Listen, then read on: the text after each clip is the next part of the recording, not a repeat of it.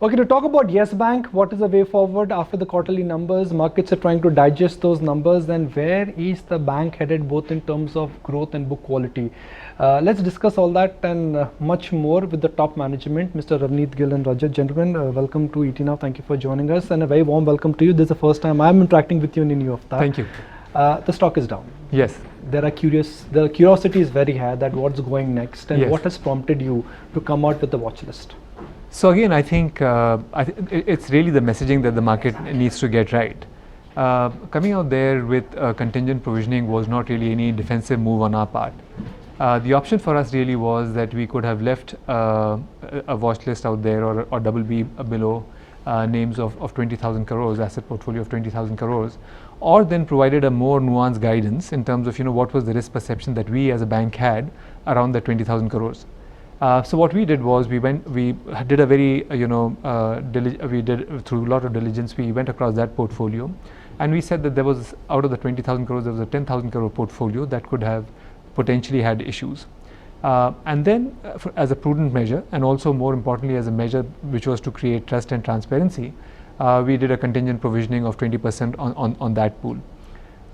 I think what has typically happened is that instead of viewing it in that sense, the market in some way sees this as a defensive, preemptive step on our part, because there have been cases in the past where banks have provided guidance and then it has turned out to be a lot wider.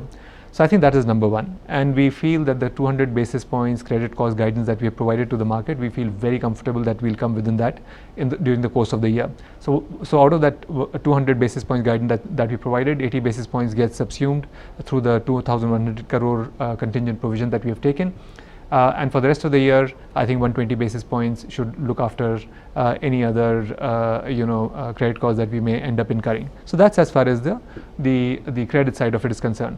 The second is that just because we are being conservative and we are being prudent does not mean that Yes Bank is at a standstill right now. It's a bank that was always known for growth. And the growth story as far as the bank is concerned, it is absolutely intact. There are lots of our businesses right now which are growing at the high 30s, 40s, 40% effectively. If I look at the retail book, if I look at my transaction banking business, even the fee income there is growing very, very smartly.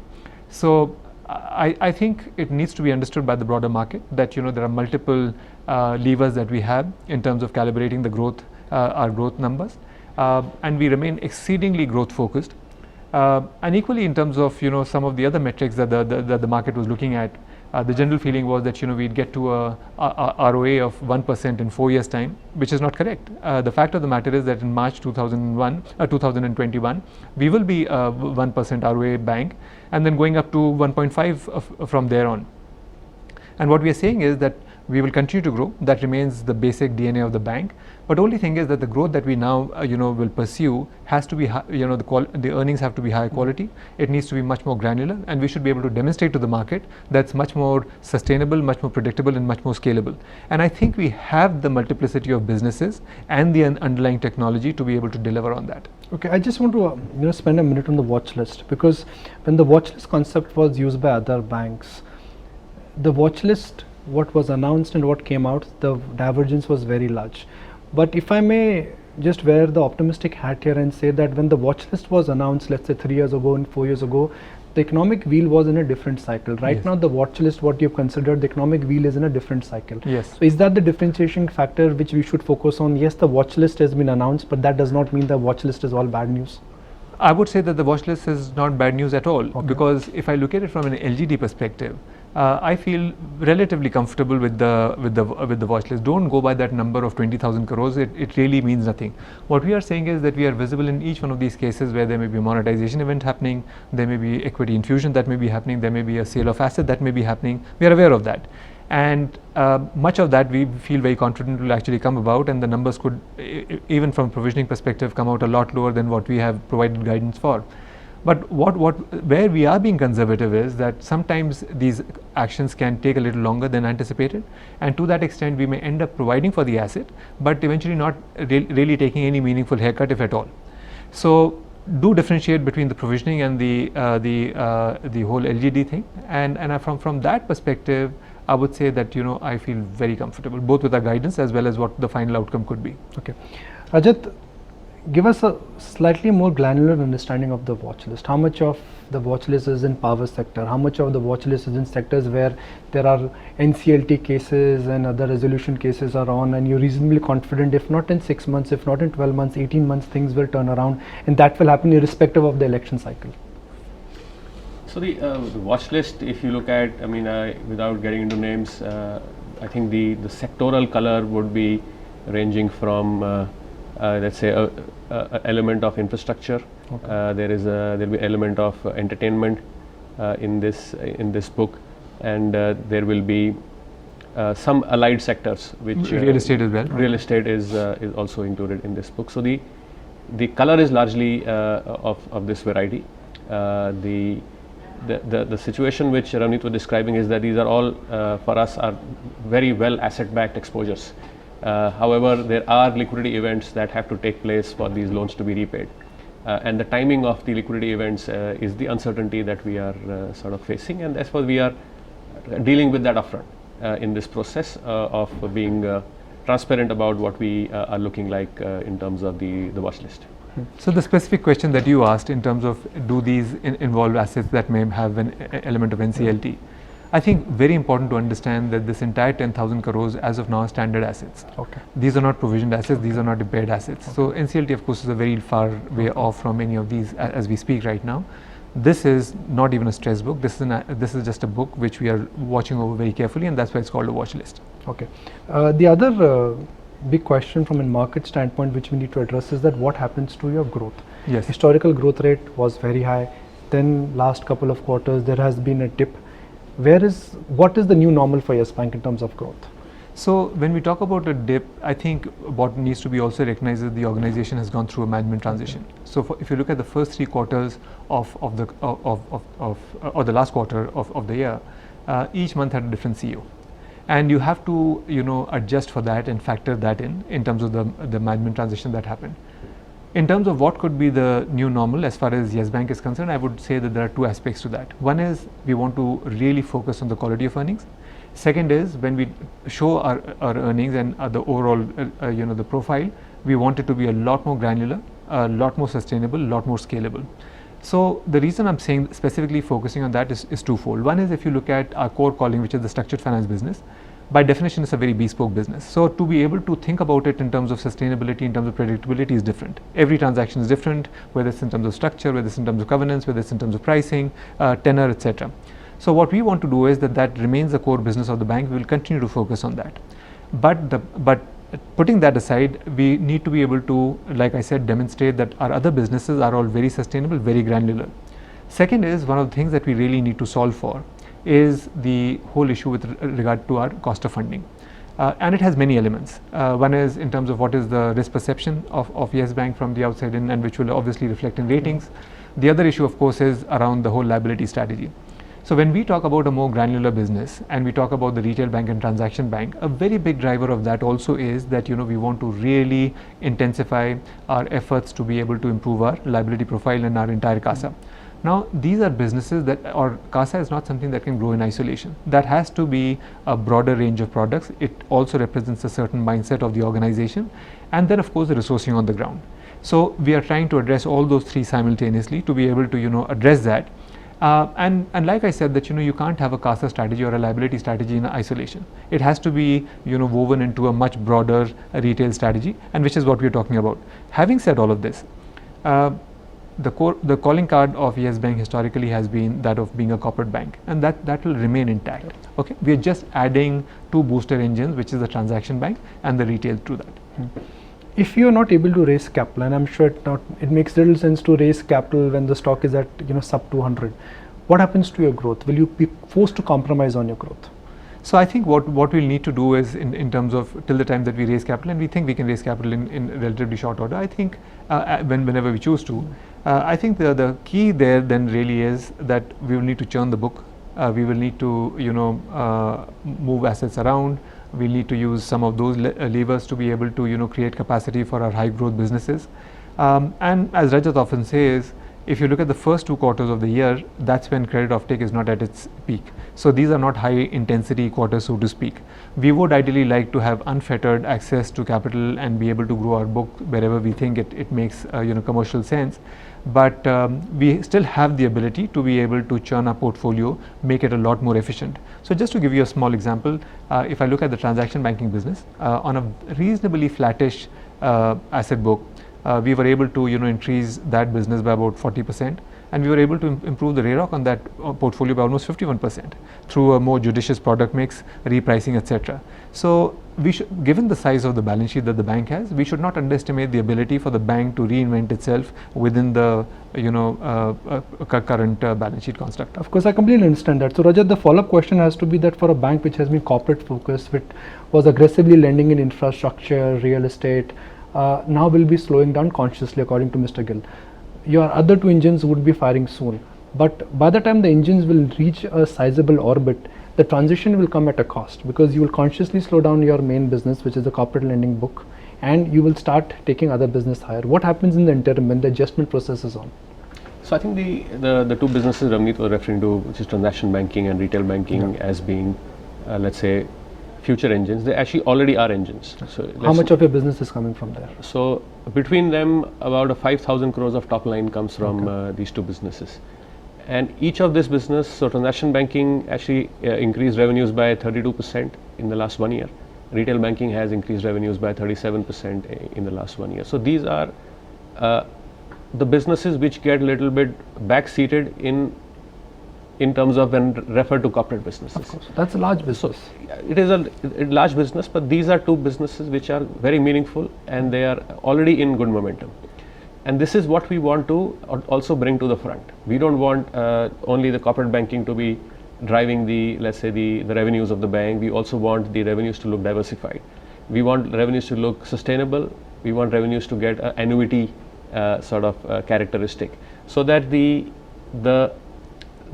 returns of the bank or the profitability that we are generating also is clearly higher quality or high quality in perception or in understanding or also by realization of that profit. So I think this is the let's say the thought process in terms of strategy that we are doing. We also want a more diversified book in general, and we are also at a stage where non-bank lenders are, for example, not at their prime. So this is also where the market opportunities are more open. We can discuss that. I think the corporate opportunities continue to be a little weak in terms of so there was a phase many years ago where there was large greenfield opportunity. Yeah. Then the phase also converted to more when there was consolidation, right? So last couple of years we have seen plenty of M&A. So M&A opportunities were coming through. So we still have a good corporate business. It's not that we are de-emphasizing the corporate business. We are also reflecting and responding to the emerging opportunities. There is also a changeover in terms of the election process that is currently underway. The private sector capex is yet to pick up. So I think we also have to reflect on the next 1-2 years of visibility of what we are seeing, and also align our strategy to that. So it is currently making more sense for us to align our strategy, which is more balanced with the opportunity as well as the thought process that we are following to diversify both our asset base and also our revenue streams. So were you aggressive in the last cycle in lending? I mean, would you say that? I don't want to use the word reckless, but aggressive. So let's say I would not even use the word aggressive, but we were growing well in that business. So we should not. Some people I get that question asked, that high growth means that you are aggressive or you will have problems. But again, I would want to contextualize this growth. We were growing through when industry was going through M&A, right? So we are financing or refinancing in a design which are existing performing assets. Okay. Maybe they were on weaker balance sheets or they were over leveraged, but we were getting into them when these problems were being resolved. So the context of growth actually was pretty good. We are asset backed largely and nicely in terms of our corporate loans. So I think the situation which has maybe affected us a little bit is the last 6 months, which has been on account of the illiquidity that the credit market tightness that has come about because of you've been tracking those situations. There are non-banking businesses which have taken more, let's say, hurt on account of that, but it has resulted in credit market tightness in general. So what we are facing even today is more an illiquidity issue and not a fundamental credit issue, including in the watch list that we have been discussing. It is more an illiquidity issue which is underlying and which is creating uncertainty. But underlying asset values are still pretty strong and they will get monetized. It's only a question of when. Okay. So the growth, like your question was, in my opinion, also constructed when other banks were not as, let's say, if I may say, aggressive. They had their own let's say issues that they were discussing. I mean, there were banks which were also dealing with the PCA framework. So I think the road was actually nice and wide for us to walk and not necessarily take inordinate risk, but do intelligent work. But that time required structured work to be done. It was not ordinary course of business that was on offer. So I think that is what we did, and it continues to be our strength. But what we have to do also is create other strengths and bring them to the fore. There are strengths. They are currently sitting in the background. We need to also bring them forward. Okay, Mr. Gill, markets focus on one thing, which is rate of change, and it's rate of change, right? Yes. That's what markets would focus on. That's so it. rather than focusing on where the puck has moved, let's focus on where the puck would move. Yes. Next 3 years, right? Yeah. You've just taken over. I'll focus on 3 things here.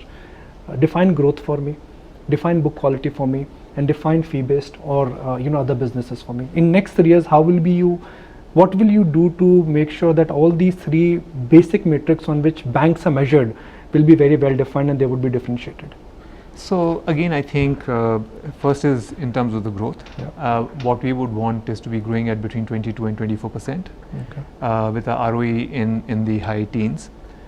Even if I go back to the discussion around ROA, which we had a while back, the number that I gave you about 1% by March 21 and then 1.5 18 24 months thereafter, what that does not factor in is any recoveries that come along that lead to an expansion of ROA. So even that is a very conservative guidance that we're providing you.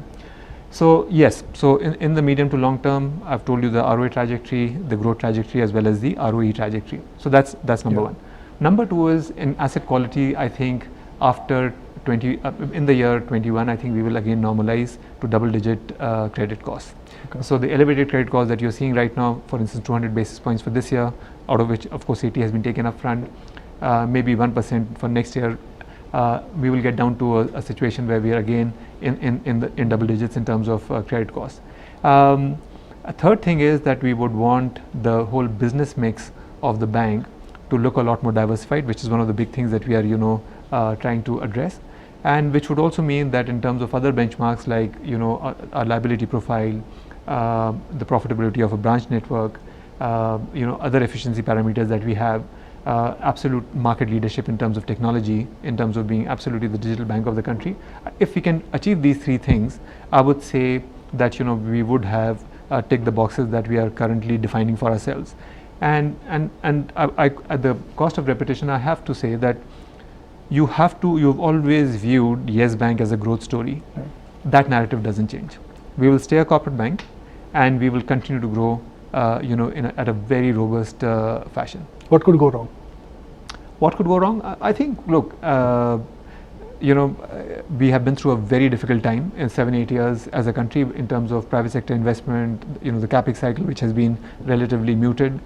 We've seen a lot of cleaning up of the financial services system, through concerted action from the regulator, from the government, etc. The whole, the IBC code that came in. I would say that from here, you should look at many of the upsides that could potentially accrue to the Indian financial services sector rather than really focus on what could potentially go wrong.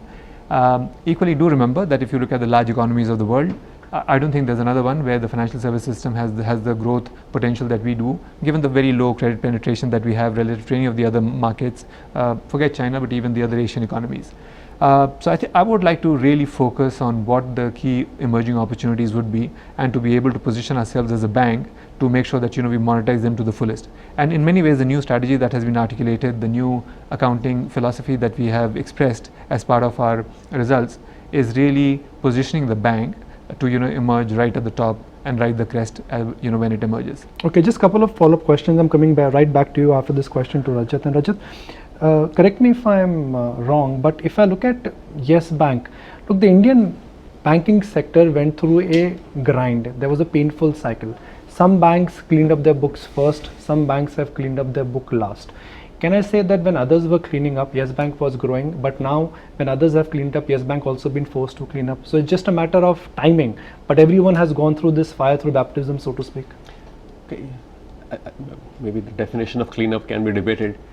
So I think Just to follow a broader matrix. There is, let's say, there were a cyclical issue which the banking industry faced, in my opinion, somewhere starting 2014. Yeah.